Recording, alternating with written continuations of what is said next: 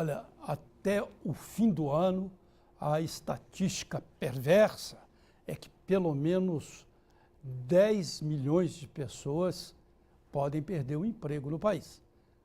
O país já tem hoje 9 milhões na fila do desemprego, uma alta de 34% ante o terceiro trimestre. A informação foi divulgada hoje pelo IBGE. O montante representa um aumento de 33,9% no total de desocupados em relação ao terceiro trimestre do ano passado, o equivalente a 2.274.000 pessoas a mais em busca de uma vaga. Em relação ao segundo trimestre, o número de desempregados subiu 7,5%, 625 mil indivíduos a mais buscando trabalho. Ao mesmo tempo, houve um corte no número de vagas. A população ocupada recuou 0,1% na passagem do segundo para o terceiro trimestre, 121 mil dispensados. Na comparação com o terceiro trimestre de 2014, a queda foi de 0,2%, 179 mil postos fechados.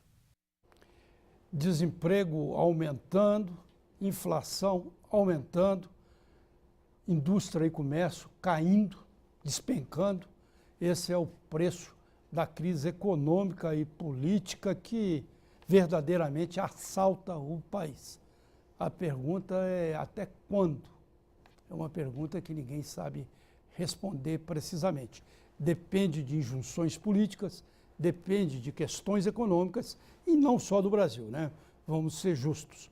Também do ambiente econômico internacional. Por isso, ninguém sabe até quando.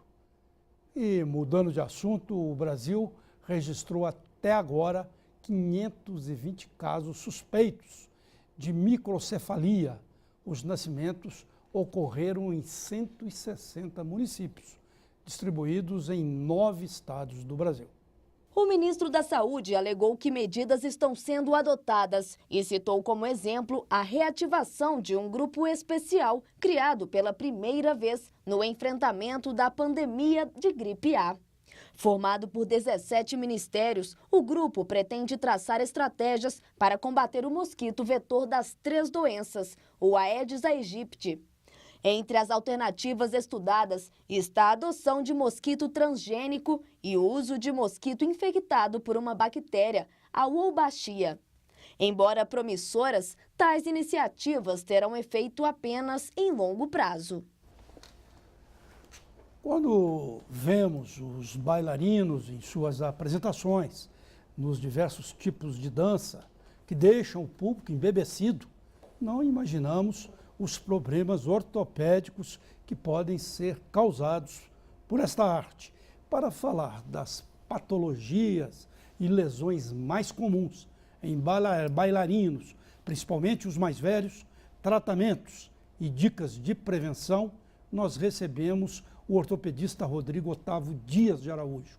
Ele é coordenador do Serviço de Ortopedia do PHD Passe Hospital.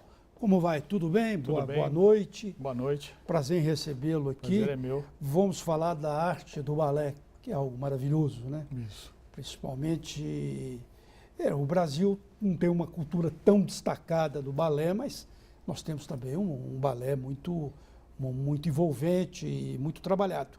Mas temos essas lesões que ficam. E eu até falei ali, eu mudei um pouco, principalmente nos mais velhos. Não deve ser só nos mais velhos. Até os novos devem ter. Quais que são essas principais lesões? Bem, as principais lesões, você falou muito bem, elas variam de acordo com a faixa etária dos bailarinos.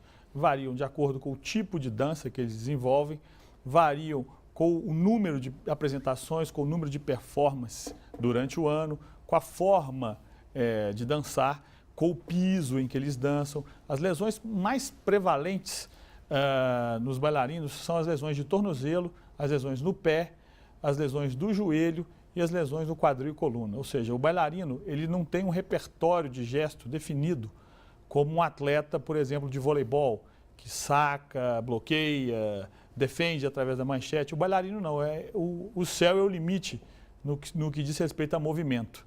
Então, o bailarino está exposto a vários tipos de lesão, desde entorses até o contato físico entre os bailarinos ou a queimadura no piso, mas fundamentalmente as lesões mais comuns são as lesões articulares, de tornozelo, pé e joelho. Quando a gente vê uma bailarina, principalmente, vamos falar de bailarina, Isso. mas também tem os bailarinos, Isso. mas voando, né, fazendo aqui aquele voo, e depois, ela, naturalmente, ele também, né, os dois, tem que chegar ao chão, né? Isso. E esse choque é que causa a maioria das lesões?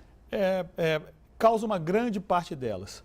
Mas, como eu te disse, o balé ele é improvável, né? Eu costumo dizer que o balé é um exercício da tridimensionalidade. Não existe espaço que o bailarino não consiga ocupar.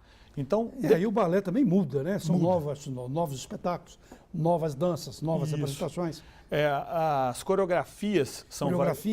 Isso, elas são variáveis. A questão do balé clássico, que tem um repertório de movimento, o balé contemporâneo, a dança contemporânea apresenta uma gama de movimentos diferentes, mas fundamentalmente as lesões elas acontecem ou no contato bailarino com bailarino, lesões às vezes mais sérias, ou choque de crânio, choque de cabeça, lesões na face, ou elas acontecem muitas vezes no salto, que a gente chama essa queda, né, a aterrissagem, ela às vezes é complicada, porque ela acontece em velocidade, acontece com o outro bailarino servindo como anteparo, acontece às vezes em movimento, durante a execução do movimento, às vezes um bailarino tem de carregar o outro, isso também provoca lesões. No caso dos homens, essa diferença de gênero, às vezes os homens têm algumas lesões porque eles sustentam mais, embora isso não seja uma regra, mas normalmente os homens sustentam mais as bailarinas. Deve dar problema mais na coluna. Coluna, ombro, fraturas na mão, então isso acontece.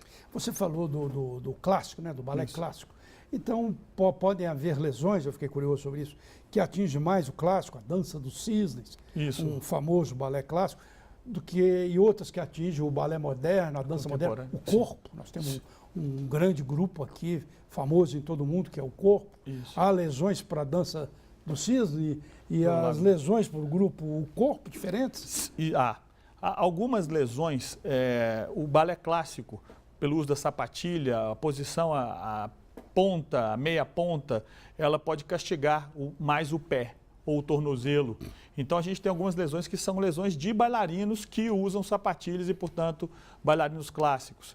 Por exemplo, lesões do tornozelo pelo movimento do pé do tornozelo, que a gente chama de... O pé que fica assim, né? Isso, impacto posterior, inflamações características do talos, do tendão do tibial posterior.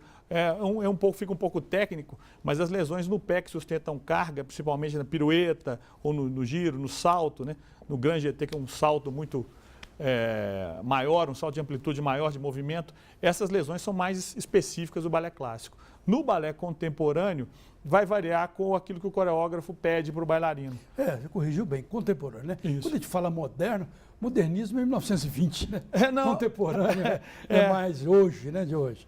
É muito complicado, porque, assim, são formas de dançar. Eu também não entendo bem, porque eu atendo no consultório vários. Então, muitas vezes eu peço para o bailarino me explicar o que ele está fazendo. E ele, no consultório, ele mostra, olha, foi isso. E aí eu já tive bailarino que bateu o pé num quadro, e bailarino que... Assim, a gente falar coreografia, né? O coreógrafo que cria. A coreografia para saber como foi atingido e como tratá-lo, né? Isso, exatamente. Ou qual movimento ele deve evitar. Sim, a gente tem pouco tempo para entrevista, só assim pontualmente, os tratamentos são os tratamentos clássicos? Não, porque assim, os bailarinos, eles têm um biotipo, um físico, um pouco diferente, específico para a dança. Então, às vezes, eles têm um percentual de gordura menor, uma flexibilidade muito grande, uma mobilidade muito grande. A dança, em alguns países como a Europa e Estados Unidos, e eu faço parte de uma sociedade internacional que cuida especificamente ou estuda especificamente as lesões e os tratamentos para a dança. Específicos, então. Específicos. Olha, agradecemos o ortopedista Rodrigo Otávio Dias de Araújo. Uma boa noite, muito obrigado pelas suas informações. Muito obrigado, boa noite. E o Redação BH News volta logo após um breve intervalo.